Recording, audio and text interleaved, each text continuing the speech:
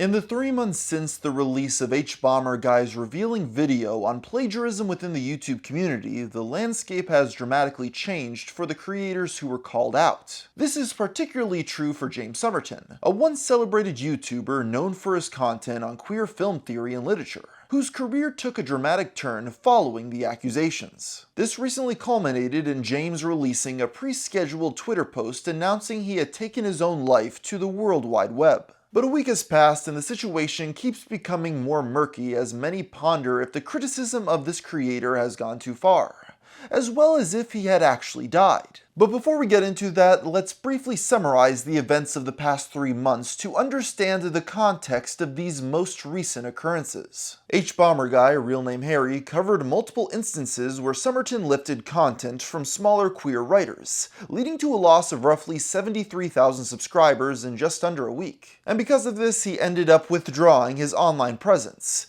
privating all content on his channel, deactivating his Patreon, privating his Twitter, and even disabling comments. Somerton later responded with a rambling 34-minute video on December 20th, 2023. But rather than offering a clear admission of guilt and apologizing, he instead focused more on his failure to credit sources and his recent hospitalization. Viewers criticized this as they believed he was using his mental health struggles as a way to deflect from talking about the current situation. Among these dissenting voices was fellow video essayist Jesse Gender, who had run-ins with Somerton in the past. Gender pointed out that he did not use the word plagiarism or plagiarized once within the video, and failed to acknowledge the full extent of the allegations. Instead of quelling the anger, the video only led to further backlash, causing Somerton to delete it entirely. He later made a community post stating that he wasn't in a sound mental state when making the apology as he had just returned from the hospital, but promised to do a more thorough response at a future date. On February 26, 2024, James issued his second apology, this time presenting a more composed demeanor.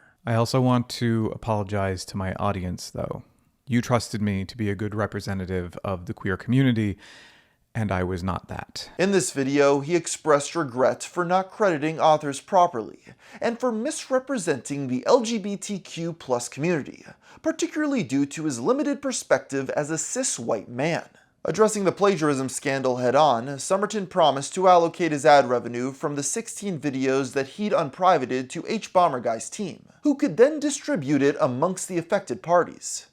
Just a disclosure, this video is monetized, but revenue from it will be sent along to HBomberGuy's team to be dispersed to the people whose work I plagiarized. If his team won't accept it, I'll be making monthly donations to Wikipedia and Trans Lifeline going forward. On top of this, Somerton claimed that he had reached out individually to the people whose work he plagiarized to apologize. He also extended remorse to Jesse Gender, with whom he had personal conflicts and misunderstandings in the past. James also further addressed the controversies surrounding him, like his failed Indiegogo film project, Telos. I'm sorry for the people who felt scammed, who thought that Telos was a grift. It was not. It is not. I am very sorry. And I hope, given time, that you can believe me. Despite James' best efforts to do damage control, many in the HBomberGuy community were not impressed. For the majority, it seemed like James was just trying to use his personal challenges like his mother's passing, as well as his mental and financial issues as an excuse to justify his prior actions. Additionally, people who James claimed to have reconciled with, like Harry, claimed that he had never reached out to him or his team about the funds he allegedly planned to distribute. In the case of Alexander Avila, someone who James plagiarized from the most, he not only never reached out, but never even unblocked him since the initial fallout. Because of this, the masses of Twitter and Reddit continued lambasting Somerton, with many expressing that there was no way he could bounce back from the situation.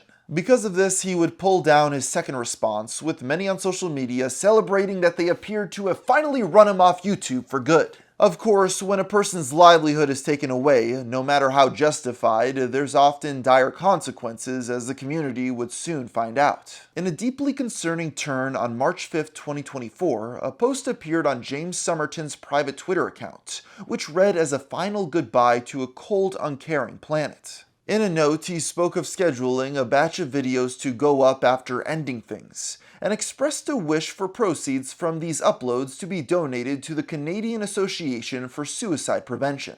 He acknowledged losing everything important to him and took full responsibility for his own actions. He had additionally changed his YouTube name from James Somerton to James of Telos, presumably being a reference to his production company, but it's also worth noting that Telos is also the Greek word for end.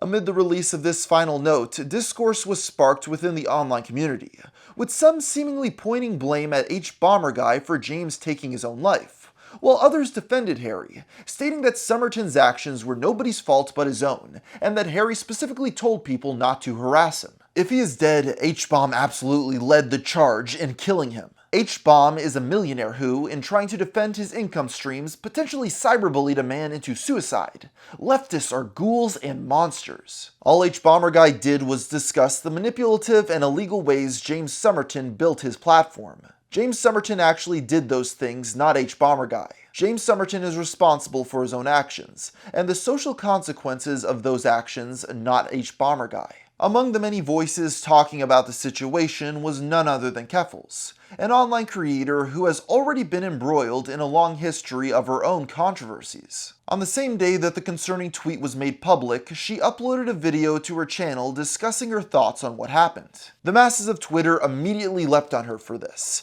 accusing the YouTuber of profiting from a tragedy.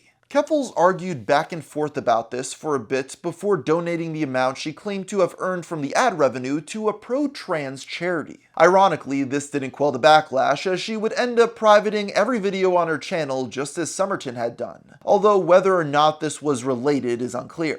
And with this online discourse going on for several days, it eventually culminated in people asking the question, did James Somerton actually die? You see, up until this point, people took his tweet as gospel, but as the days passed, no family member, government official, or news outlet was able to confirm or deny the death. And with that, many started to turn yet again on the possibly now dead plagiarist. So what do we have in terms of third-party reporting about Mr. Somerton's whereabouts? Well, when James' former writing partner Nick was asked on the social media service Blue Sky if he could divulge any details, he simply said, to his knowledge, there's nothing to worry about. Many of James' critics took this vague statement as a go-ahead to continue endlessly mocking the disgraced YouTuber. Harry's producer Kat also stated on Reddit that she had heard James is alive and physically safe, although she too was unable to provide any evidence. And with this, the community also started going back to see where the other targets of the H-Bomber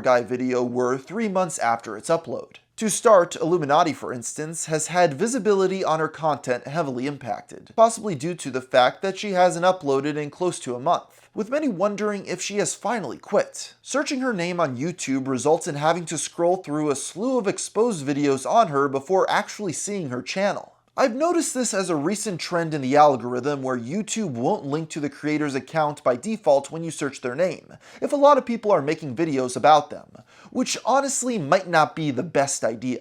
Out of curiosity, I decided to check in on her Patreon to see if she was active there, and found that her last post was a few weeks back and it was a video that was unreleased to the public. This appears to be a standard thing for her, making Patreon exclusive content every other week.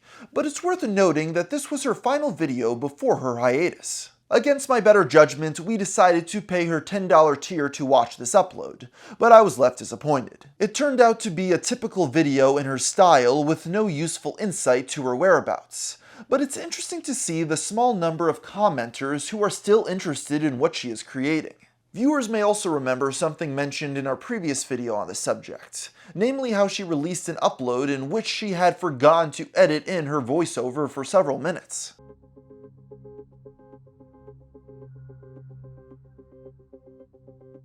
Even a month later, this broken video is still up on her channel, but given the fact that I already paid the $10, I figured I'd check to see if the video also didn't have the narration on Patreon. And to my surprise, the upload was corrected there, which makes me wonder why she didn't just remove and replace the broken one on YouTube. On the other hand, people like Internet Historian have experienced somewhat of a rebound, having most recently posted a video on his second channel, Incognito Mode, with barely any dip in views or comments on the subject. This just goes to show that sometimes it's best to ignore controversy. Getting back to the current Somerton situation, the amount of scrutiny being placed on everyone involved in this extends to Harry himself. In the wake of the disgraced YouTuber's alleged passing, the reclusive online commentator Mr. Medicare announced that he would soon be performing a live stream to discuss his history with the video essayist. It's long been known that Harry has engaged in edgy and trollish behavior in the past, with videos floating around on the internet of him doing things like allegedly saying the N-word. Start recording and you're waiting for me to say kill all niggas in the call stream. Okay, well now we've started.